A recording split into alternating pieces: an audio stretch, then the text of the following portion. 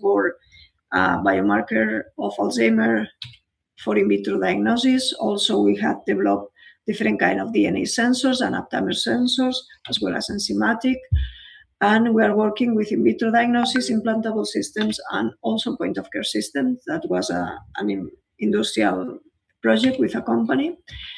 But the work that I'm going to present today is under the framework of a European project called for Lab, where we are trying to develop an in-vessel implantable smart devices for personalized medicine.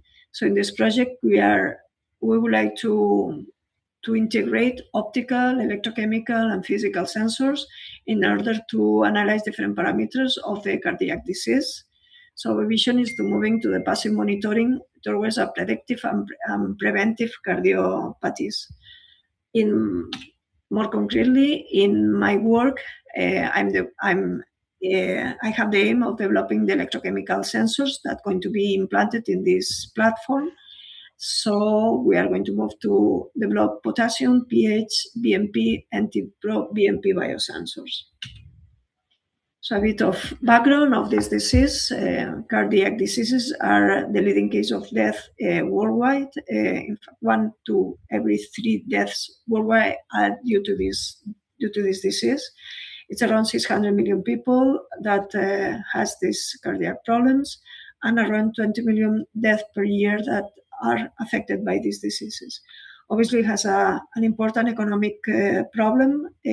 Just in European Union, is estimated around 300 billion a year invested in this disease, and obviously it's important to develop technologies in order to face these problems. And an unmet need in cardiovascular diseases are implantable systems that are able to monitorize constantly the evolution of the patient in order to detect and prevent the aparition of these kind of diseases. So it will provide continuous monitoring with these systems, in contrast to the intermittent information that we have with the current clinical systems. So the idea is to have an early detection of disease progression, a personalized treatment, and reduction of hospitalizations with an early detection, and improve patient outcomes. So implantable sensors are miniaturized sensors that can be implanted within the body and are able to continuously measure physiological, biochemical, or mechanical parameters, and then send the results by wireless external to an external equipment in order to make the monitorization of the patient. So the key components of these implantable systems are mainly the sensor, that is the main tool inside these implantable systems, because sensor is based on the integration of a bioreceptor, usually is a biomolecule or chemical molecule that is able to interact with the analyte of interest very selectively and very sensitively in a complex matrix. So this is the main part of the implantable system, and the interaction between the analyte and the bioreceptor generate a signal that can be transduced by the processor and converted to a digital signal. And then this digital signal can be transmitted wireless externally, and then it's performed the data analysis. Yeah, so basically it's a platform that permits inside the body to generate a continuous monitoring, providing a dynamic picture of the disease. So the important requirements that has this kind of implantable system is the whole biocompatibility, obviously, because inside the body. Also is necessary a low power consumption, because there is not a possibility of big batteries inside the body. And also to be flexible and stretchable in order to be more easy to adapt and more comfortable for the patient. And usually it's better to have a multiparametric sensing in order to analyze more than one bioreceptor, biomarker. So in the case, the biomarkers that we selected for cardiac diseases in this project are combined with optical, physical, and electrochemical detection. So for example, We can measure the vessel deformation with a strain sensor, also the hemodynamics, also with a physical sensor that is able to measure the blood pressure. With optical sensors, we are able to analyze the hematocrit and the oximetry with the absorbance of these molecules, and the glucose with a photonic crystal-based biosensor. Also with an organic thin film transistor, another group is developing the detection of troponins, and we are going to develop the electrochemical sensors for potassium, for electrolytes detection, potassium and pH, and also brain type natriuretic peptide and NT-Pro brain natriuretic peptide. Okay, so focus on the biosensors that we are developing for this project. Are summarized in this slide. So I'm going to first introduce the pH and potassium, the electrolyte sensing, and then I will move to the peptide detection. So the requirements that we need for developing this electrochemical biosensor is miniaturization. Obviously, we have to integrate these 4 electrochemical sensors in few microns. The sensors need to be completely one-step operations. So in the in vitro diagnosis, we usually work with multi-steps detection. So we interact with the analyte, and then we are able to interact with other molecules, like in a sandwich format, for example, with a secondary antibody, or with a label, or with a substrate, with a sequential steps. In this case, we are not able to add any reagent or any label, so it should be in a easy configuration that just in one step we're able to detect the interaction. It should be sensitive and selective, and if we can, also anti-fouling. Okay, this is the design of the part of the electrochemical sensors that we are going to integrate in this implantable system.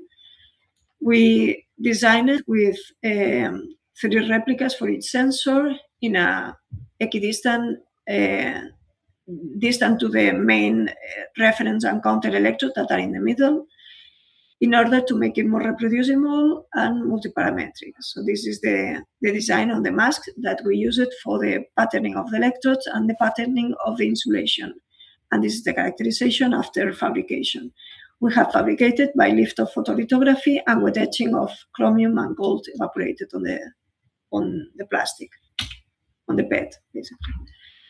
Okay, so we start with a potassium sensor. For this type of sensor is a ionic selective sensor based in a membrane of polyvinyl chloride. So it's a membrane that entraps the bioreceptor, that in this case is a ionophore, is an organic molecule with a round shape that has the diameter of the ion that we are interested to entrap inside this cycle, and also other molecules like additives for stabilize the polymer, and also tetrakis in order to block the entrance of other ions. So we had developed this sensor considering the values of hypokalemia, that is down to 3 millimolar of potassium, or hypokalemia, that is up to 6 millimolar. So the valinomycil, that is the ionophore used for the potassium, entrap perfectly the potassium inside this molecule, and then we are concentrating high positive ions on the working electrode, and the measurement is done by differential voltammetry, considering the value of the reference electrode. Yeah, so it's a very convenient system because it's a very straightforward, is label-free and reagentless, has lower cost and low power consumption, and is easy to use. So the steps that we follow for preparing the sensor is this percentage of the different components of the membrane. We mix it, we sonicate it to assure the perfect solubility of all the components, and then by drop casting, we are putting a drop on the electrode surface, on the working electrode, left to dry, and we'll repeat it by 3 layers. Then when we have the membrane of the potassium sensor dried, we detect it by potentiometry. Also, sorry, because I cannot see the results, sorry. Okay, the results I show in these graphs. Here you can see the potentiometry when we are adding concentrations of potassium, we are able to see an increase of voltage due to the presence of these positive charges of the potassium. And the calibration curve show a good sensitivity, around 9 millivolts per millimolar, in a working range of 10 to the minus 6, that is the detection limit. And it shows also a good selectivity against sodium, magnesium, and calcium, that are the ions that we tested for selectivity. The time of response is around 5 seconds. Okay, for the pH sensor is also a ionic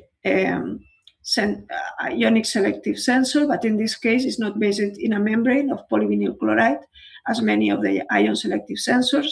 In this case, we use a polymer that attract in a reversible manner protons. So when there is a acidic pH, the protons are absorbed on the polymer, and when it's at basic pH, the protons are removed in a reversible way from this polymer, that is polypyrrole. This polypyrrole can be synthesized by electropolymerization, by the generation of the radicals of this pyrrole molecule, then linking with other radical, generating a dimer, and then polymerize the whole polymer on the electrode surface. It's also very convenient because it has the advantages as in the previous ionic sensor of potassium. And also this size-selective deposition by electropolymerization is very convenient in a multiparametric system, since the polymer will grow just in the working electrodes where we are applying a voltage. Okay, the steps are first the purification of the pyrrole, the monomer of this polymer, by distillation. And when we have perfectly clean the pyrrole, then we electropolymerize with a cyclic volt amperometry.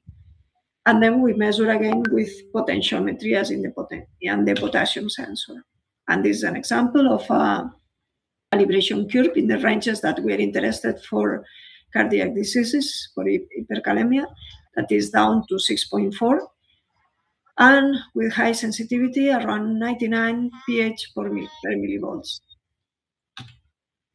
Okay, these pH sensors also we tested the sterilization by UV, and here you can see the changes from pH 4 to pH 7 before and after sterilization. So this jam is what is giving us the sensitivity, and we lost around 4 millivolts of this change from pH 4 to pH 7, so it's very little, and we could have our sensors sterilized.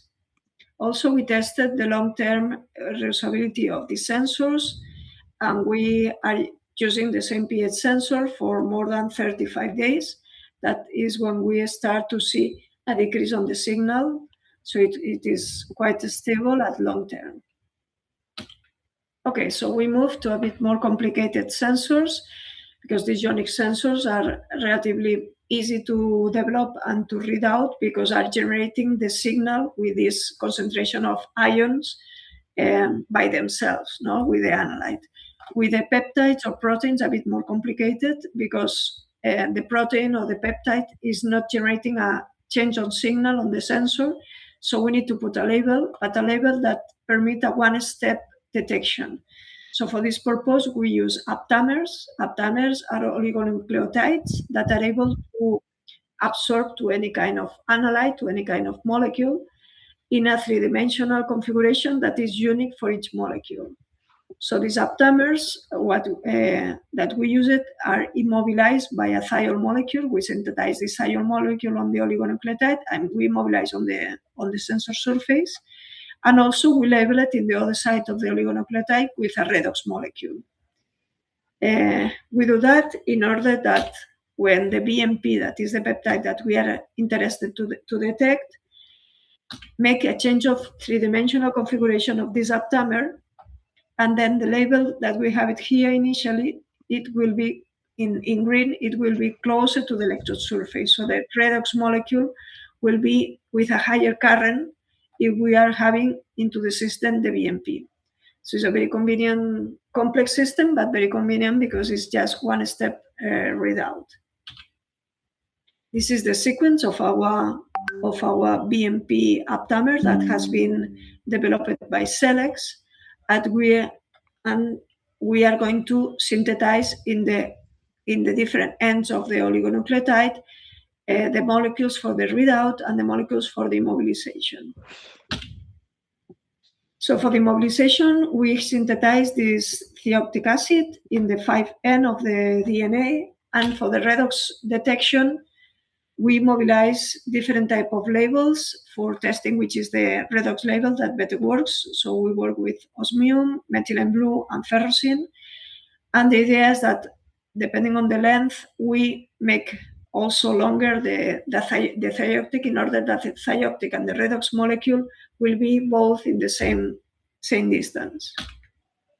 Okay, so this is our first, we are starting working with this aptabicon system.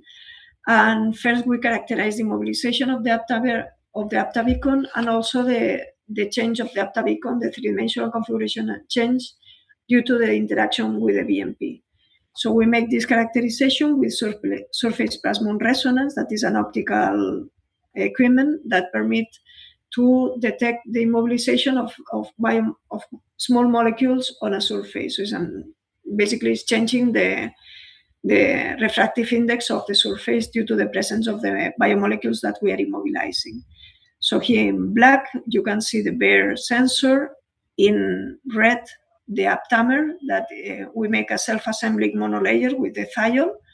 And in blue, you can see the conformational change of the aptamer due to the presence of the BMP. Also, we make this characterization with an electrochemical readout by impedance spectroscopy, analyze it in solution, the presence of more molecules on the surface. So basically increasing the impedance of our sensor from the bare here to the presence of the aptamer or presence of the BMP that is increasing the resistance that we have, the molecules that we have on the surface, so increasing the resistance of the redox molecule in solution. So we are working on the optimization of this aptabicon and in order to integrate it with the other sensors. So just to conclude, here you can find more information about our implantable sensors that we are developing. And well, basically to conclude that the implantable biosensors can transform the cardiovascular diagnosis with real-time monitoring, not just for cardiovascular. There are many different applications that can be found for this kind of implantable sensors, since the sensors can be developed for any kind of analyte. And well, the idea is to try to prevent the disease progression with this type of systems. Okay, thank you for your interest. And here you have my email address if you are interested in more information or in collaborations. Thank you. Thank you so much, Monica Mayer, for your wonderful presentation. In fact, it was very insightful and very deep of the research that you have involved as part of the project. And we really look forward for you a presentation for the next Congress as well, and we wish you the best of your research. Thank you so much for your time. Thank you very much. Bye.